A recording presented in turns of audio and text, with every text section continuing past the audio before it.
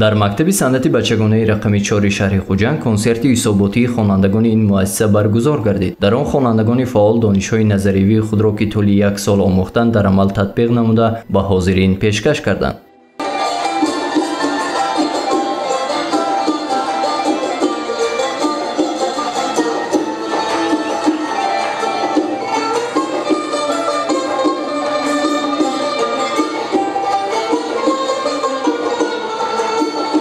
дар ин чорабинӣ наздикону пайвандони хонандагоне ки дар мактаби санъати бачагонаи рақами 4 шаҳри Хуҷанд илму дониш меомӯзанд иштирок намуда аз ҳунарнамоии фарзандонашон қаноатманд гардиданд. ҳамчунин онҳо ба устодоне ки ба фарзандонашон дарс дода буданд изҳори сипос карданд.